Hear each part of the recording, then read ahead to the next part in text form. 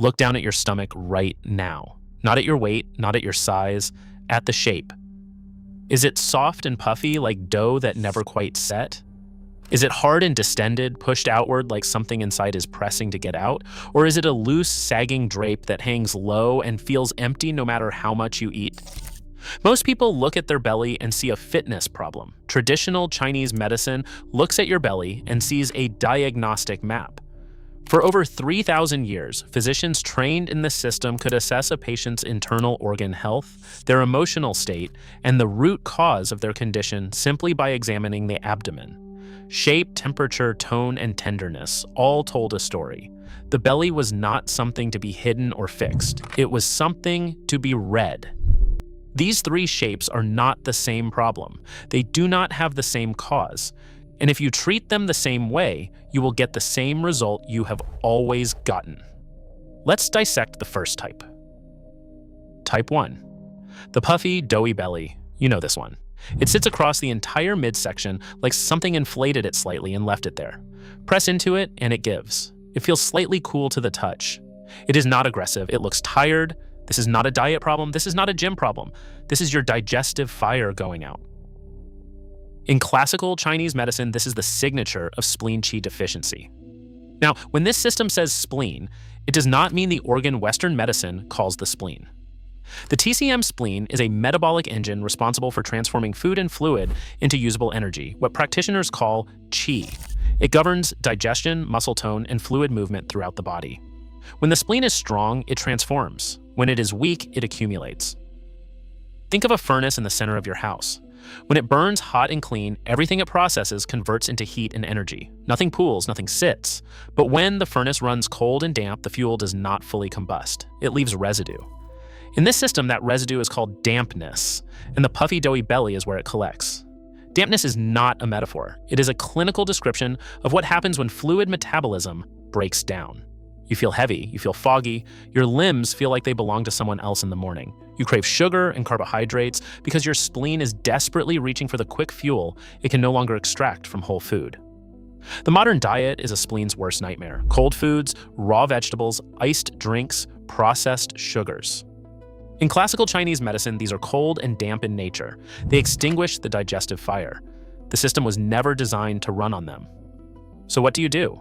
First, warm the center. Stop drinking cold water. Stop eating food straight from the refrigerator. Warm cooked food is partially broken down by heat before it even reaches your stomach, which means your spleen does less work. Congee, bone broth, lightly cooked vegetables, not because they are trendy, because they have been the prescription for this exact pattern for 3,000 years. Second, eat what directly supports spleen qi: pumpkin, sweet potato, millet, oats, dates, and ginger. Ginger specifically is one of the most spleen-supportive substances in the entire classical pharmacopoeia.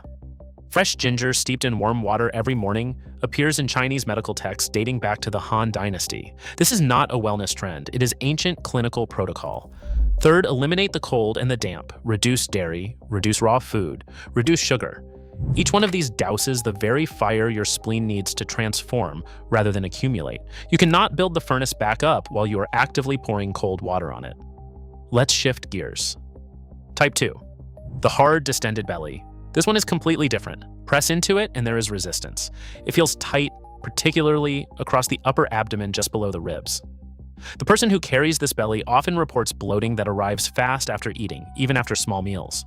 There is frequently a tightness in the chest, a short fuse, tension that lives permanently in the jaw and the shoulders. This belly does not look accumulated. It looks pressurized. This is liver qi stagnation. The TCM liver is the system responsible for the smooth flow of qi throughout the entire body. When it functions well, energy moves, digestion is smooth, emotions process and release. When it stagnates, everything backs up. Here is the mechanism. The liver governs flow, but it is also the organ most directly damaged by emotional suppression. Anger, frustration, and chronic unresolved stress are not just psychological states in this framework. They are physiological events that impair liver function at a structural level. A person who swallows frustration daily, who holds tension rather than releases it, who operates in a permanent low-grade state of pressure, that person is building liver qi stagnation every single day. The QI that cannot flow presses outward. It creates distension. It generates heat. Over time, stagnant qi converts into what classical texts call liver fire, and you can read it in the body, the hard belly, the flushed face, the disproportionate anger, the temples that pound at the end of a long day, the teeth that grind at night with nowhere else to put it. This person does not need more discipline. They need release. First, move the qi. The most direct intervention for liver qi stagnation is movement that involves the lateral body, the sides of the torso, the rib cage, the hips. These pathways run directly along the liver and gallbladder meridians. Qigong, Tai Chi, and walking in open air are the classical prescriptions because they move qi without adding heat to a system already running too hot. Intense training spikes yang energy in a liver that is already overheated. It accelerates the problem. Second, use sour food as medicine. In the 5-element framework, sour is the flavor that directly stimulates liver function. Apple cider vinegar, lemon, fermented foods, plums. Small amounts, consistently. Dark leafy greens, particularly dandelion and beet greens, drive bile production and support the liver's detoxification pathways. Third, and this is non-negotiable in classical medicine, address the emotional root. The hard belly built by liver qi stagnation will not resolve while the pattern that created it runs unchecked. Classical practitioners prescribed breathwork, specific movement practices, and the deliberate cultivation of outlets as primary treatment, not supplementary. The liver is the organ of expression. Give it a channel or it will make one. Type 3, the low, loose, sagging belly. This is different from both of the others. It does not feel pressurized. It does not feel accumulated. It feels dropped, like something that used to hold it up gave out. It sits low, below the navel, and it almost always coexists with cold in the lower body, an aching lower back, a fatigue that sleep does not touch, and a deep, persistent feeling of running on empty. This is kidney yang deficiency, and it is the most serious pattern of the three. The TCM kidneys store what classical texts call jing, translated as essence, the foundational energy you were born with. Every other organ system draws from this reserve when its own resources run low.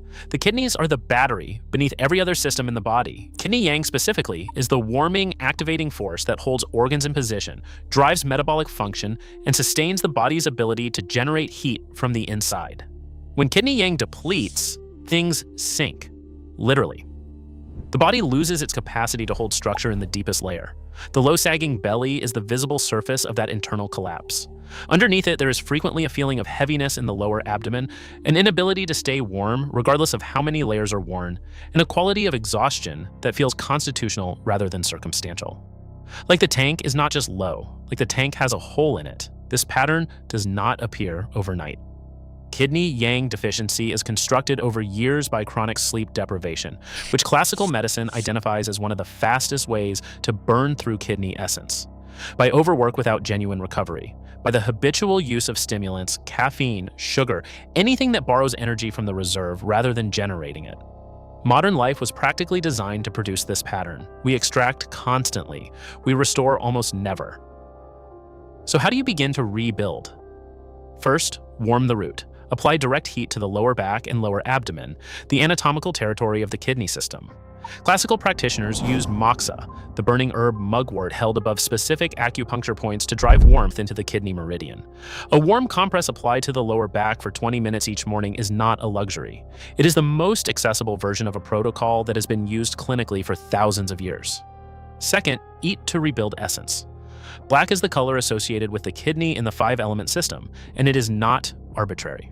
Black sesame seeds, black beans, walnuts, and bone marrow broth are the most concentrated kidney tonics in the classical diet. These associations were not invented. They were observed across centuries of clinical practice, tracking which foods produced measurable recovery in patients with this exact presentation. Third, and most critically, stop the drainage. No amount of building compensates for a leak that never closes.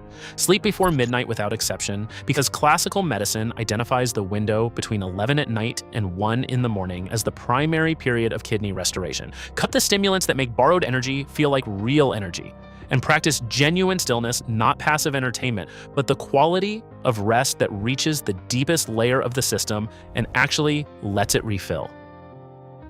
Now look at your belly again. Is it soft and puffy? Your spleen's fire has gone out. Warm the food, cut the cold and damp, and give it the fuel it was designed to burn. Is it hard and distended? Your liver is pressurized and has nowhere to go. Move the body, feed it sour, and find the outlet the emotion has been waiting for. Is it low and sagging? Your kidney yang is depleted at the root. Stop extracting, start restoring, and give the system the warmth and stillness it needs to rebuild from the bottom up. You may recognize more than one. Most people do. In that case, classical medicine is clear. Address the kidney first. It is the root. Without the root, nothing above it can fully heal. This system was not built in a laboratory. It was built across 3,000 years of watching what happened to human bodies when the internal conditions that shaped them went unread and unaddressed. The belly was never just about how you look. It was always about what is happening inside.